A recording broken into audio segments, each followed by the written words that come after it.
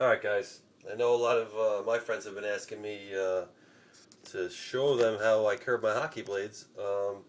So I figured, you know what, what's better than making a video I'll put on YouTube. Now, I'm going to show you guys how to curve a composite and a wood hockey blade. Are you supposed to curve any hockey blades? Not really. Wood, much easier, they don't crack as easy, doesn't need as much skill. Composite, people would say really don't curve them. I've curved Bauer, Warrior, Sherwood, a few other ones too. You just got to be careful. You got to be careful. You could see, like for instance, in this Warrior I curved. This used to be a Savard curve, and it's a pretty good toe. What I usually do is I like a toe curve, so you can see it's a pretty good curve right there. But you will see the bubble, and you see it's kind of bubbling there. Not really on the backside because you're curving it to the front, but you'll see. But it's pretty strong. I mean, for me to bend that, it's pretty strong. Will you get a few less games out of it? Yeah, probably. I've seen that as far as if you just left it. But if you like the curve, you like the curve. I can't find one. I like the Savard pattern, Burroughs pattern, PM9. It's very similar, but the angle's a little different. But I stick to Warrior, that pattern, and I like to put a little toe curve, and that's what I like to use. You'll see in the wooden blade, this used to be a PM9. It's a pretty good curve. Um, uh, but in here you'll see it's not bubbled up too much. So yes, they're much easier to curve. Now, I have a little contraption here that I use. You can use underneath the door. That's pretty much what a lot of pros do. I tried that. It didn't work that well. You can use your hands, put some gloves on, but this is a vise I got at Home Depot or Lowe's, one of those stores. And all I did was I had a local guy from here, and he welded a couple pieces of metal here to this vise. I mean, you could leave it like that. They got in the electrical department, they have these things here. I don't know what they are, some kind of caps. And there's all different sizes. So, you can make this yourself. Buy this vise, it's very easy. And, put it here, put the blade in the middle, and you spin it and curve it. You can move it around where you want it to curve. The only thing you can't do, you can't give it an open face because you can't really, it's kind of hard to kind of turn so you can have an open face. So that could be a little difficult, but he also made this little contraption for me. He put this together. It kind of hangs on there, and it's got the welder there, and that's pretty much what I use. And to curve my sticks. Now I'm going to show you the best way to do it. I use a stove. You can use a heat gun. You can use a torch. Heat gun's probably the safest. The stove is the easiest for me. As far as the wood blade goes, it's pretty simple. The fiberglass will peel up if it gets too hot. That's really what happens. So once you see the paint, meaning if it's black, the wood color, doesn't matter. Once you see it getting a little shiny, that's pretty much it. I touch it, and when I can't really touch it for too long, that's how I know. So you just do the fronts. Make sure you do the fronts real good. I don't know how well you can see me over there, but make sure you do the fronts real good and the back of the blade, but also do the tops and the bottoms. All right, and you'll see where don't go all the way down here. Stay up here. The heat is what you're looking for, really. You don't want it to be, burning on fire. So, some people say put it away for a little while, so it actually evens up, kind of evenly heats it, and then go back to the fire. But like I said, don't go too close to the fire. All right, you ruin the blade. So once you get shiny, it should be good to go. Which mine is just about there. That's really all you need is a good minute and a half, 2 minutes. If you keep flipping it, like I said, you feel it. And it's just about there for me. And then, what I'll do is I put in the vise here. I use my contraption. You can use those things I was telling you about. I don't know how well you can see it there, but I can move my blade wherever I want it to curve it. Now I like the toe curve, so I'm going to spin this up, move more to the toe. Alright. And curve it like that. Then I'll bring the camera in close so you can see it once it gets tight and I can let go.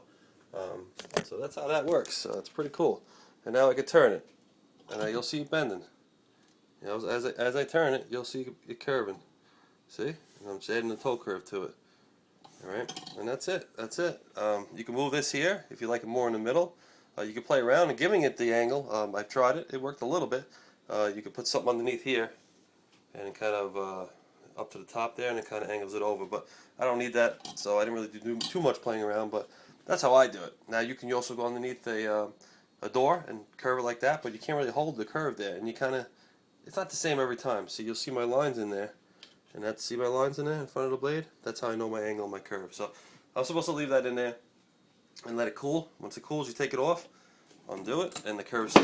Now, it's going to be pretty good still now, even though I'm taking it out early. You can see it's a little more of a curve, especially for you guys that know that curve, that pattern PM9. You can see it's a nice little toe there, but we're going to do the composite now. Like I said, now with the composite, it's a little bit different. You do the heat the same way. Front, back, top, bottom, same thing, go quickly. But the problem is, on some blades it bubbles up. If it gets too hot, the blade bubbles up. You'll actually see the front of the blade, it'll bubble up. I know one of the warriors that did that to me. You know, I've been doing this for so long. I've tried so much stuff and trial and error. I've ruined blades, I've lost money, but you know, like I said, same thing with this though. But this one's gonna open up on me. These open up real quickly. Once the heat hits it, it opens up pretty fast on you. Same thing though. Don't go all the way down. You want just get it hot. Get it really hot. All right. And this same thing with this. Feel it. Feel it. If you can't stay there for more than 1 second, it's probably ready to be curved. You know, if you could sit there, it's not ready yet. But these things get real hot. You'll even start smelling it. But I'm going to do it the same way. I'm going to do it the same way. See, the curve opened up on me just from that heat. All right. Now it's ready to go. It's ready to go because I can barely even hold this blade. But again, top, bottom, front, back. Pretty quick, do some circles, don't stay there in one spot. You know, till you can't touch it for longer than a second, I would say it's good. Alright, turn off the heat, you don't want to burn down the house. Alright, so same thing, I'm going to put in my little vise here. Alright, I'm going to put you down for a second. And I'm going to close in on it. Again, I like the toe. Alright, so here we are. It's in the vise, I have it in the angle, I can move this. But I like the toe, I'm going to curve it, that's it. And curve it. And you're going to see it's going to bubble up on you. There's no avoiding that really. You don't want to. You can't give it a huge curve. That's gonna be terrible. But you know, you can give it a little bit of a curve. Now, if you want more of a middle curve, you see this bubbling up. It's not gonna be as bad. You know, I'm asking it to curve so fast that it can't keep up. So it kind of bubbles up and bunches up and looks like garbage. But you know, I'll show you. I don't really. This is actually a junior blade. I don't really need it. I bought it because I was just trying it out on one of my shafts I had. It didn't really fit it was more rounded. It didn't really fit. It was a Sherwood RM19, and it didn't really fit a regular standard one. So I wanted to see if it would fit this, and it was kind of cheap. So I don't really need it, but let's try to bend this here in the middle. I'm going to show you. You have a little more leeway. You can curve it a little bit more until it starts kinking up on you, like it did in the front of mine. You know, that should be good. Let's feel this here. Yeah, now I can stay there a little bit, so it's got to be a little bit hotter. So let's do the front. We'll do the bottoms. Top. Alright, do a little bit of front again. Now this should be good. Let's see. Oh yeah, it's nice and hot now. Alright, so it's going to give you, and you'll see, I mean, if it's really kinking on you, bad, like right away, right off the bat, before you even start bending it, then stop. You got to redo it. You got to heat it up a little bit more, alright? You know, the problem is I see with a lot of people, they heat it too much, these composites. If you heat it too much, it's going to fold like a piece of cardboard, and you're going to break it. Alright, and now I'm not telling anybody to try this now. Alright, I'm not telling somebody to go home and start bending blades. You got a blade laying around? I say, you break a blade up top here, or the tip, play around with it. Heat it up and play around with it. I'm not saying go out and buy a blade now. Trust me, don't go out and buy a brand new blade, a stick, and start playing around. But you'll see here, see? It bubbled up a little bit, but not as much as when I exit to do it in the front. And that's a pretty good curve right there already. So I don't like that, so I'm going to undo that. But I'm not, like I said, I'm not telling you to go out and buy something. You got a wooden blade around that you don't really need, play around. Play around. They used to sell this thing called a Pro Curve. I don't think it's available no more. If it is, it's pretty good. But you know, like I said, because of that, I thought of this and this little contraption here. Like I said, just two pieces here. You don't really need this little contraption the guy built for me. You go get these things in the aisles in Home Depot. All right, so that's how I do. Like again, I'm not telling anybody to curve a stick. The composites, you're not really supposed to curve. I know a lot of people that broke them doing it. Have I ruined? I ruined 1 or 2 maybe out of 100 probably I've done because I've been doing it for so long. But you know, I was able actually to kind of still use them for something. I think one I gave away and one I kind of was able just to open up a little bit and you know, kind of save. But all right, I'm gonna put the toe curve back on this one here. I don't know what I'm gonna do with it, but you know, if I ever decide to mess around with it again, at least it has my curve on it. All right, I'm gonna put you guys down again.